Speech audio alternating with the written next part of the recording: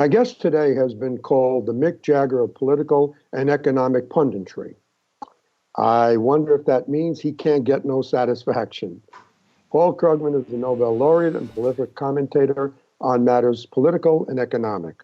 He is here to share his thoughts and insights on these most extraordinary of times, and also to discuss his most recent book, Arguing with Zombies: Economics, Politics, and the Fight for a Better Future. I am most pleased to have Professor Krugman here today. Paul, welcome. Hi there. Hi there. Okay, let's start off with zombies for a moment. And for those that don't know or might be somewhat unfamiliar with your work, just give us the definition of a zombie, because I assume you're not talking about the 60s band, and I assume you're not talking about The Walking Dead. You're talking about policies that just seem to never want to die. A zombie idea is an idea that should be dead because it's been proved wrong. It's been tried against experience. It's been, we have the evidence. Should have died long ago, but it just keeps on going. Just shambles along and eats people's brains. And it's something like the idea cutting taxes pays for itself because of the wonderful things it does. And a lot of our economic discussion in the United States and some of other areas as well, but economics is most of what I focus on, is not actually between. There's one group of reasonable people who think this, and there's another group of reasonable people who think that. It's between what every reasonable person knows and the zombie idea that refuses to die. Well, one of the zombie ideas that you have in your book deals with the fear of deficit spending.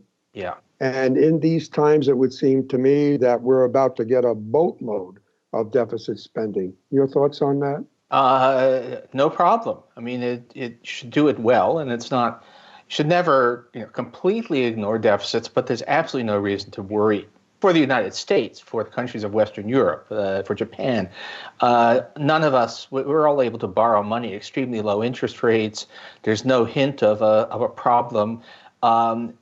Markets are basically begging us to borrow money, and now we have a whole bunch of urgent needs to spend, both directly to fight this pandemic and also to insulate our economies from the economic fallout. So yeah, deficits. If we react to this the way that a lot of countries reacted to the financial crisis, which was to get all frantic about budget deficits, we can turn what is already going to be a human catastrophe into an economic catastrophe as well. During the Great Depression, they were able to engage in deficit spending at that point with public works programs. Yeah. But if we can't work together, if we can't be in physical proximity to one another, what would you recommend would be the most effective approach in this environment right now in terms of the deficit spending and the programs that they might institute? Because we can't have public works programs. Well, in fact, construction will probably continue. But no, in any case, what we need right now, this thing is unfolding with incredible speed. It's terrifying speed. It makes the financial crisis of 2008 look slow. So you need stuff that can happen right away. And the trouble with building new railroad tunnels and things like that is that those projects take years to reach peak spending. We should be doing them anyway, but right now you need stuff that has very quick effect. And the two big things are just plain give people cash. We can give probably some cash to everybody, and we can give people who are especially hard hit by this thing extra cash, and give state and local governments in the U.S., which are have balanced budget restrictions. They who are themselves finding themselves cash strapped, they can get aid from the federal government. But at this point is really not about starting public works. It's about giving people money. What about the Ben Bernanke era sort of thought about helicopter drops? People, I think, are a little confused about what helicopter drops. Probably if the audience doesn't know, it's actually something that came from Milton Friedman, who talked about just sending a helicopter out to drop money on people's heads, and as a thought experiment. The Federal Reserve, its counterparts in the country, they just create money with you used to say a stroke of the pen. Now it's with the click of a mouse. But anyway, they create money out of thin air, but people treat it as real money. The thing is, though, that they don't actually have the power to just give people money. All they can do is buy assets. So when the Fed, bails out banks, it does it by buying assets from the banks. And I don't think legally they have the right to just plain drop money on people's heads. But if we ask the question, if Congress votes to give people money, Right. you worry, where's the money going to come from? Well, you don't actually have to sell bonds. The Fed can supply that money, or you can sell the bonds to the Fed, which is just another arm of the government. So that's really the trouble. Helicopter money is a fiscal thing. It's strictly speaking within the realm of things that only Congress has the right to do, but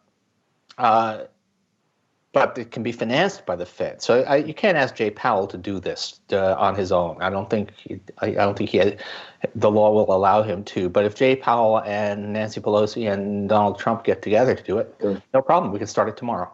And then from a technical point of view, do we have to wait for 2 quarters to demonstrate that we are technically in a recession? Or is it fair to say, all indications are, boom, we're there? Yeah, actually, the U.S. doesn't even use the 2-quarter definition. The U.S. defines recessions. It's a recession if the Recession Dating Committee says it's a recession. And the Recession Dating Committee looks at a bunch of stuff. But at this point, look, we have the real world. First of all, just look around you, right? So companies are laying off thousands of people, right? And then the early wave, the leading edge of the economic data, the manufacturing surveys, unemployment claims, they all say it's a tsunami. It's if you wait for more evidence, it's like, well, gee, it's funny, the ocean level has kind of dropped out there. I wonder if something's about to happen. There's a giant wave heading this way, and everybody knows it. One of the other zombies in your book deals with tax cuts. Yeah. And one of the thoughts that's being kind of bandied about as a solution is tax cuts. Yeah. How is there a way to kind of balance that? Businesses are going to need some help. Small businesses will need help, et cetera. How would you kind of strike that balance? Some businesses that may need help, but then if you want to help people, give them help. There's no particular reason. It's not if you do any kind of across-the-board cut in taxes, the question is that directing money to the people who need the help most? Is it? By and large, the people who are going to be paying the most taxes are going to be the ones who need the help least. We're worried a lot that millions of people are going to lose their jobs. If you cut the Social Security tax, that doesn't do anything for somebody who isn't earning any money. Sure. So this is a tax in I won't say the tax cuts never have a role here, but there's hard to come up with any reason why that should be.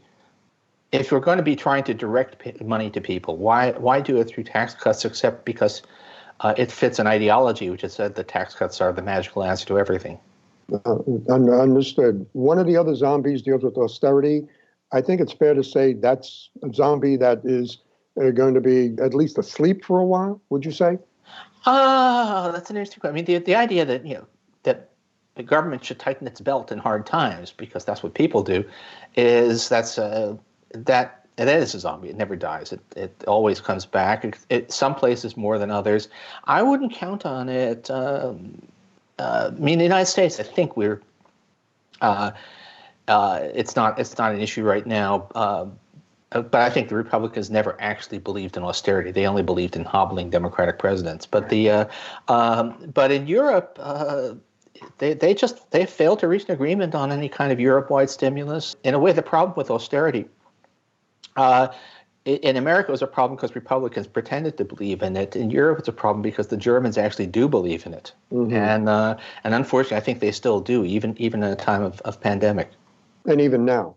Even now. So now they're saying, oh, we're going to do some stimulus, but you actually look at it and it's ridiculously tiny, not remotely up to it. So we have a real problem. I mean, the two biggest obstacles to sane economic policy right now are let's be blunt, the Republican Party of the United States and the entire nation of Germany. Okay, and who should take the lead then? Do you think in Europe? I mean, clearly, there's got to be some leadership, some aspect of that, correct? Well, yeah. The question is, Europe has a real leadership gap. There are no individuals who have the kind of stature. I mean, Angela Merkel still has considerable personal stature, but she's never used it for on economics, and nobody else. I mean, the French are talking more sense than the Germans are, but not clear that they have the weight in the in the European Union. And this is a case when the British might be helpful, but they just left. So I'm not sure who's going to do this. I mean, we have a definite. We are approaching this crisis. It's even worse. In 2008, we had problems, and we had some weak leadership in some places, and there were a lot of. But compare the people, particularly not just at the highest level, but sort of a couple of levels down, finance ministers around the world, compared with a dozen years ago.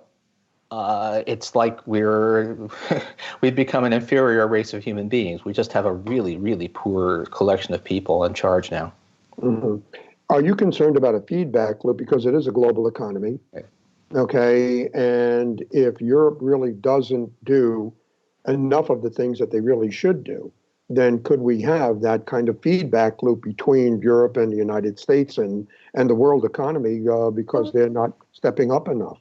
Yeah, I mean, now some of those things are a little bit weaker than people imagine. I mean, when all is said and done, U.S. sends about 2% of what we make to Europe, and the Europeans send them maybe 2.5% of what they make to us. And so it's not as if there's a tremendous amount of direct market linkage, but there's some, and there's a lot of psychological spillover and financial spillover too. So if Europe slides into a recession, which looks, well, actually, I think it's everyone sliding into a recession. All of these things. The Chinese are, we think of China only as a competitor, but it's also a market, and China appears to have had its first economic contraction, literal fall in GDP, since the Cultural Revolution. There is a lot of global feedback going along. I mean, each of us is messing up individually, but collectively we're making it even worse. Understood.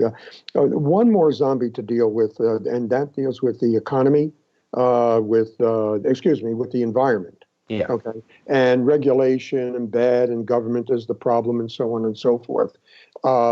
Is that a zombie that, at least for now, for the moment, is going to be like put aside or ignored, or how do you see that playing into the role of where we are at now? Yeah, I mean, we were doing nothing about it a month ago, and we will continue doing nothing about it for the next couple of months. I hope that it'll come back. I mean, in the end, it's the most important issue out there, and the climate change denial is literally. I mean, everything else is bad, but that's existential. We're putting the future of civilization on the line, and we seem to be making some progress under Obama, and then that's all falling apart.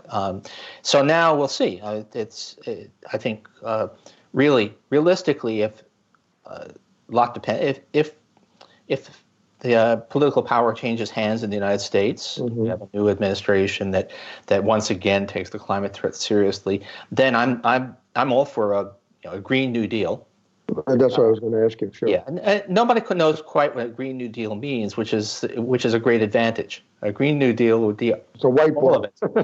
We'd be investing in lots of stuff. We'd be investing in infrastructure. We'd be investing in energy technology. We would do, no doubt, some taxes on emissions. Put a grab bag of stuff, have a lot of goodies for lots of people, because that's how you get something done politically. But above all, just act. And so I'm hoping, that Times columnist, so I'm not allowed to do endorsements. But let me say, I look forward to February 2021 when the Biden administration unveils an enormous environmental program. Yeah, maybe that'll tie in, at that point, and then we'll see where we're at economically. Yeah, that's right. Economically, who knows? It's all of these things. I mean, the world already. sometimes it makes sense to just calm down. But right now, the world is already a completely different looking place than it was just a month and a half ago. Can monetary policy ever be not political? I mean, they say that, Fed should be independent, et cetera, but I mean, monetary policy is going to have an influencing factor on the political environment. And, how is it not, let's say in a worst case scenario, it would be backstopping bad behavior. So I know people who worry about that that central banks are going to encourage politicians to be irresponsible. Haven't seen any of that. I mean, the reality. I mean, it's funny because the modern idea of the independent central bank, the modern idea in which Ben Bernanke or a Mario Draghi is a superstar independent of the political process, that's a new thing. And it was created over because people feared that governments would be deflationary, which has not been the problem actually in recent years in basically anywhere except Venezuela. But as it's turned out, those independent central bankers have been good guys. Bernanke helped hold things together in America. In Europe, Mario Draghi saved the euro by backstopping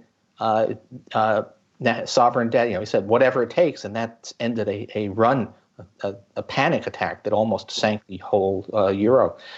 So at the moment, it seems to be a system that's working well, and particularly, I guess, maybe you could say that the Fed and the European Central Bank appear to be a lot less zombie infested than other parts of the power structure on both sides of the Atlantic. Mm-hmm. Where does income inequality fit within the context of everything that's going on now? And I would imagine that when you have massive deficits then start to come about because of the programs that are instituted, where's the money going to come from, so on and so forth, and inequality has become exacerbated. So I think in terms of where the money's going to come from, it's really just first, it's not a problem. We live in a world which is awash in savings with no place to go. Mm-hmm. People want to save.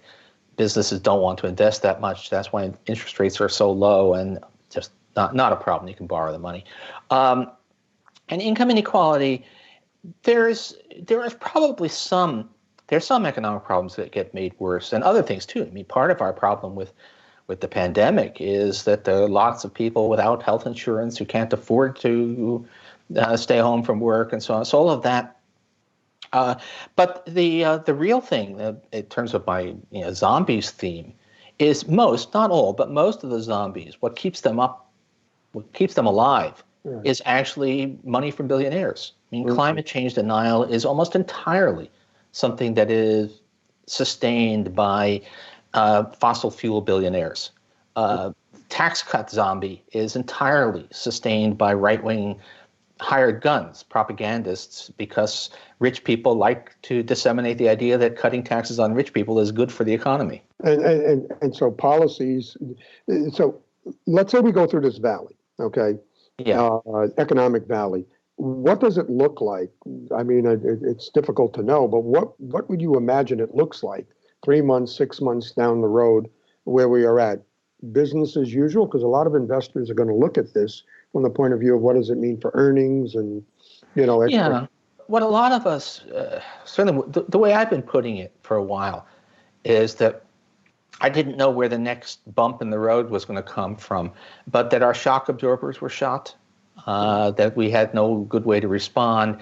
But that was always hard to get people's attention about because we hadn't hit the bump yet. Now everybody can see it. Now everybody's out there looking and seeing that how hard it is for us to respond, and maybe we get a change in mindset. I mean, I'd like to imagine that we come out of this with a renewed appreciation for the fact that there are some jobs we do need the government to do. That we have that we see the government cope with a public health crisis and also with the economic fallout from that crisis. And people say, oh yeah, maybe the New Deal idea made sense. Maybe FDR knew what he was talking about, and maybe John Maynard Keynes knew what he was talking about, and that we come out. I think, but businesses, stock market predictions are a mug's game, and I've been the mug myself, so I know better than that. But I will say that it does a lot of assets until just a few weeks ago were priced as if nothing bad would ever happen again. Sure. And something bad always does happen, and here we go. Sure. In a larger context, neoliberalism. Yeah. Let's use that as an economic theory since Hayek, Friedman, 1980, political, change that takes place with Reagan and Thatcher, et cetera. Do you think that now we're going to see a shift in that to another economic ideology that kind of takes hold? Well, it's interesting. I mean, I think neoliberalism is a useful term. It's less an economic theory than an attitude. It's kind of private sector good, government bad, except in very exceptional circumstances, and it should take a hit. We should have a much more expansive view of the role of the government, but of course that should have happened after the financial crisis too, and didn't happen nearly as much as I thought it would. So maybe we go through this one as well. Although a lot of what goes on, I do talk about this in Arguing with Zombies. A lot of what goes on in political economy of this stuff is that conservatives tend to oppose even government programs that don't obviously hurt rich people because they fear there's kind of a halo effect. If people see that government action is effective in one area, they tend to become more sympathetic towards government action in another. And to the extent that I think they're right about that, so the neoliberal attitude, because that's really what it is, it's more of an attitude than a theory. The neoliberal attitude has got to take a hit from this. We've just seen that. I mean, why was Donald Trump spending weeks pretending that there was no real threat? Because he was afraid that if people did think there was a threat, they would demand the kind of government action that he doesn't want to do. And now he's being forced into at least something, and I think that's an omen for the future. Do you think that after the 2008 global financial crisis and Great Recession and all that there should have been more pain, more punishment? Yeah. Because you hear that about, some should have been, taken to task, banks, et cetera. Because this is now. I mean, we can't really point to someone other than I heard the criticism of United Airlines and stock buybacks and that type of thing. And now they need money. I wanted to temporarily nationalize, take into receivership a couple of big banks. Because we knew that those banks were surviving only because people were assuming that they were going to be bailed out, or they actually were bailed out, and in the end, the government didn't lose much money in doing so. But that we didn't know that at the time, and it was clear that they were that the option of the prospect of a bailout was the only reason their stock was worth anything. And I thought that the government should have said, look, you exist only because we're there to support you. There's no reason why stockholders should come out of this with any money left, and there's no reason why current management should remain in place. So I wanted to see the government take a couple banks under receivership, partly just as a little bit of justice and a little bit of to encourage the others, as Napoleon would have said, and and just for the public to see that some justice was done. That tried to make that case. There was actually among some of us a now infamous lunch of economists with President Obama, in which we failed to convince him of that. And it was also true that it was legally a little bit difficult. Actually, the law makes it easier to do that now than it did then. We should have done something. And right now, if we're going to be bailing out the airlines, we should not be bailing out airline stockholders. If you want to keep, personally use United a lot. I'd like to see United remain a viable business entity, but I don't see why United stockholders should get anything out of this. Sure. And so how do we strike the balance then in terms of the, the programs? Okay, you had the infamous lunch, as you said, from a while back. Okay, so now you're in another lunch. Okay, right. And you're there with Steve Mnuchin and others, and you're engaging the conversation. Okay, what's the advice that they're hearing from you? Yeah, that lunch is not going to happen. But I would say that the same thing.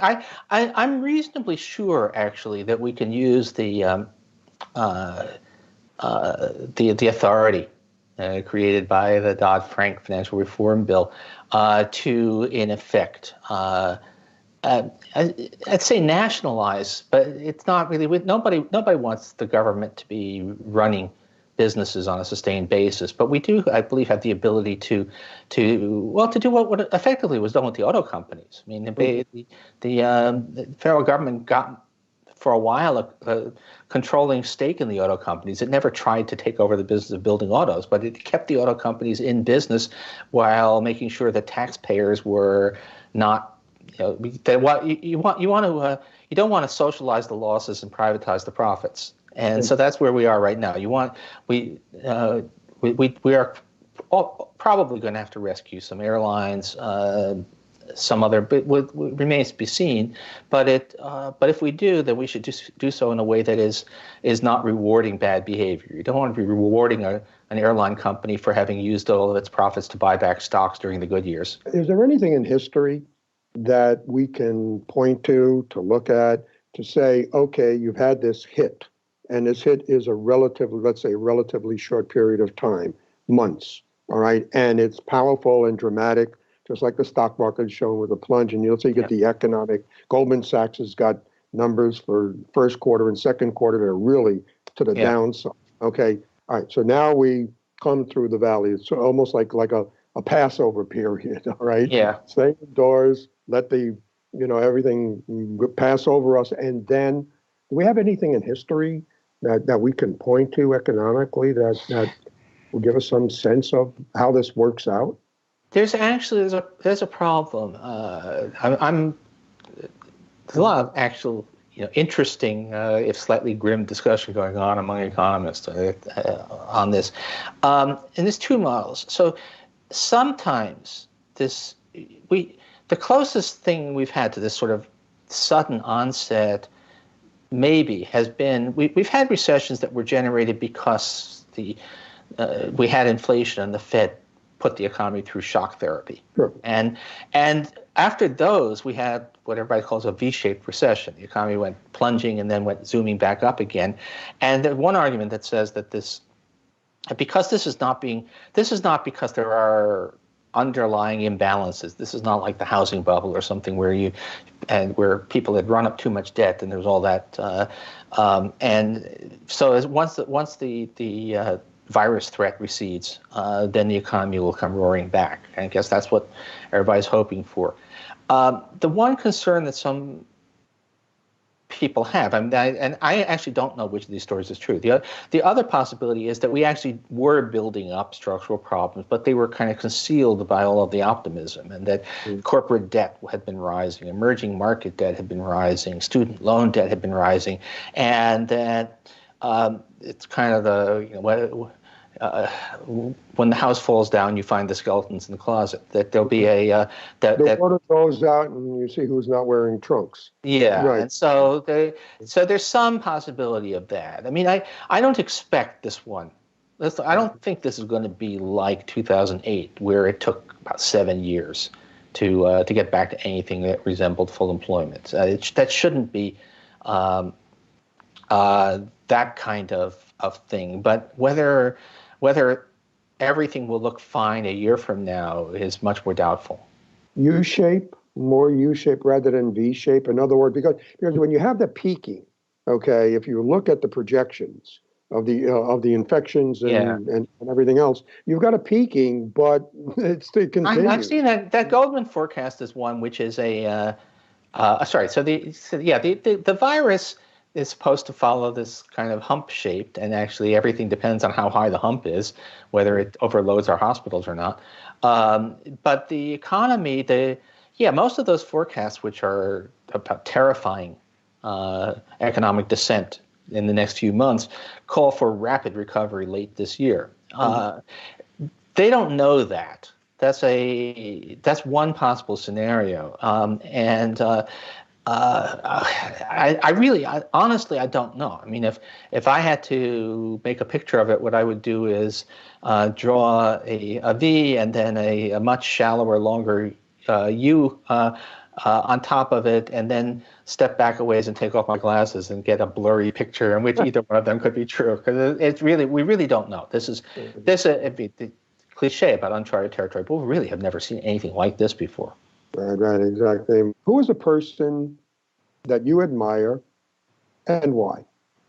Among economists, we all have our, it's a thing.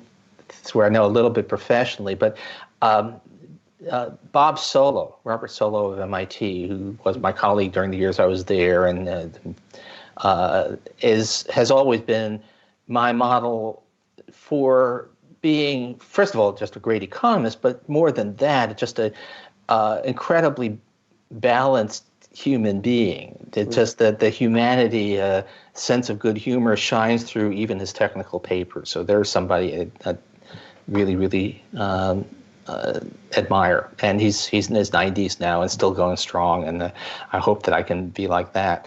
Actually, who I enormously admire in political life is, in fact, Nancy Pelosi. That combination. Actually, I've interviewed her.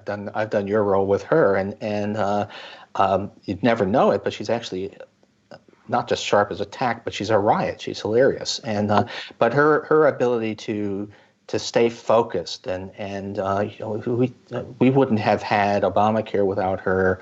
The only sense we have going right now is in governance is coming from her, and I have, in an intellectual sense, to be a woman and to be doing that is really amazing. So those would be probably the two people that come to mind right now. What is the book or books that have changed how you view the world, and how so? And what are you reading right now? Let's see. When I was a teenager, I read Isaac Asimov's Foundation science fiction novels, which were about mathematical social scientists who saved civilization. So at some level, that's what I wanted to be. I was hugely influenced. I took one philosophy course in college, and I read David Hume about skepticism. About basically the question is, how do you know what you know? Do you know what you know? Where's your, and that has had a tremendous influence on me, just in terms of, you don't take things on faith. You ask yourself, where does it come from? And that had a really lasting influence. And it was only much later on that I learned that David Hume probably wrote the first thing that we would consider economics in the modern sense, even before Adam Smith. So he wrote about a piece called "On the Balance of Trade" in the 1750s, which is the beginning of economics as we know it now. And John Maynard Keynes. It is John Maynard Keynes is general theory of employment, interest, and money is not recommended as light reading. It's kind of difficult and a little bit tortured even for a professional. But you do get a sense of what it really is to think through and to think different. They all think different, but that becomes a slogan. And in fact, but he really did, and that was reading that. I think in some ways, it wasn't until I was in my 50s that I could properly understand what he was getting at, what it took to write that book. What I'm reading now is I mix a lot of nerdy, silly stuff. So I'm reading N.K. Jemisin's science fiction, and I just finished rewatching season 2 of Westworld, so I can start watching the new season, and history. I'm slowly working my way through William Dalrymple's The Anarchy, which is about the rise of the East India Company, which is just fascinating. I mean, again, the history is full of, I'm not sure what the direct lessons are, but it's just, wow. There's a lot of history out there. Is there one person, dead or living, you would want to interview more than anyone else? If so, who and why? I would love to interview Julius Caesar, believe it or not.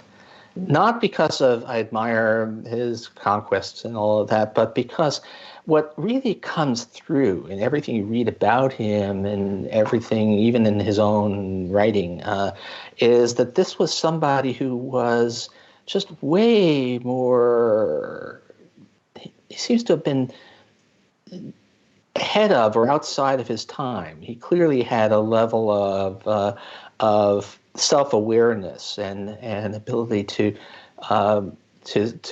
weirdly speaking, for somebody who conquered the world, he clearly had his ego under control, and he sort of, Cicero, you fought with my enemies, but on the other hand, you're a great orator, so I'm going to spare you and let you continue to supply glory to Roman culture. So that rather weirdly,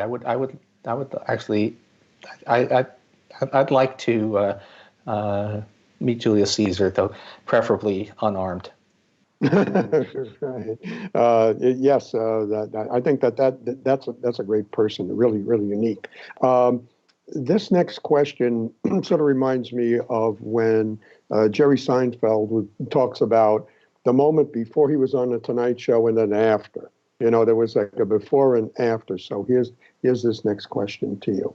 Some of our guests can tie their success to one key breakthrough. Did you experience a tipping point in your career? Oh, yeah, I did, but it's a long ways back. I mean, I was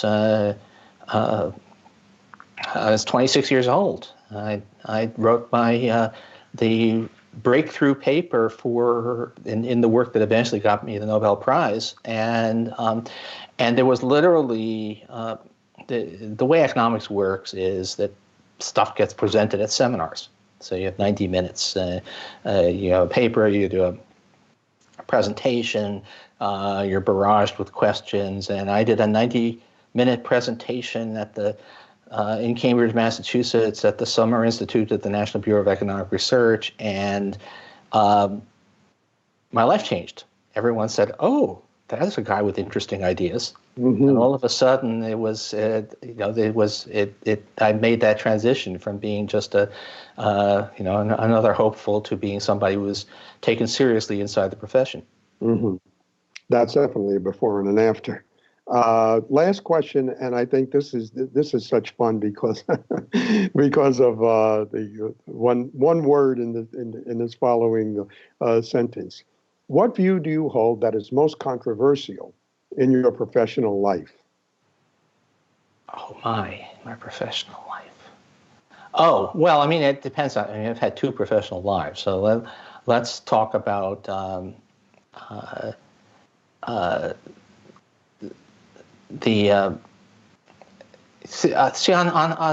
as a professional economist, I'm probably embarrassingly mainstream. I think largely because the things I did have that might have seemed radical once upon a time are now mainstream. But I mean, in my punditry role, I think being what I say actually in Arguing with Zombies, I talk about being honest about dishonesty and being willing to talk about motives. Because so much of my time is spent arguing against zombies, I find that it's important to say, look, the people making this argument here are not being honest. This is not a good faith discussion we're having, and I'm doing a disservice to the readers if I pretend otherwise, even though journalistic conventions are to always try to be nice and give benefit of the doubt. There comes a point when there's no doubt to give benefit to, and you just have to say that. And then you say if these people are lying all the time, again, to be honest with the readers, you have to say why. You have to say, look, this these ideas are sustained entirely by a network of right-wing billionaires or something like that. So the willingness, I mean, I don't think I ever engage in personal insults, but my willingness to be rather blunt about what it is I'm arguing with is something that I know a lot of other people in the opinion world find distasteful. They prefer the kind of gentlemanly demeanor, and I say that's just not being fair to the readers. Mm-hmm. I find there's 3 ways to communicate: subtle, direct, and blunt. Yeah, and maybe a little bit below. Yeah, blunt is what I do. It's I can turn it off. I've written government. I spent a year in the U.S. government, and I was very good at euphemisms there. If necessary, I can be. But I most of the time I think it's inappropriate.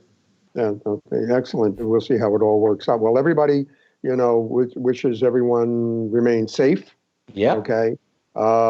Social distancing is what you got to do. That makes all the sense in the world. And I think that, your comments today will help our viewers quite a bit. The book is called Arguing with Zombies: Economics, Politics, and the Fight for a Better Future. This has been wonderful. And if you're not reading Paul Krugman's statements, and if you're not going on YouTube to listen to what he has to say, and even if you don't agree with his points of view, he's a great teacher. And this is a man that you really want to listen to. I have found him over the years to be tremendously helpful and an absolutely fantastic educator, even if I'm not going to CUNY or Princeton before that, et cetera. So, Paul, this has been wonderful. Thanks so much. Okay, thank you. Thank you. If you're ready to go beyond the interview, make sure you visit realvision.com, where you can try Real Vision Plus for 30 days for just $1. We'll see you next time right here on Real Vision.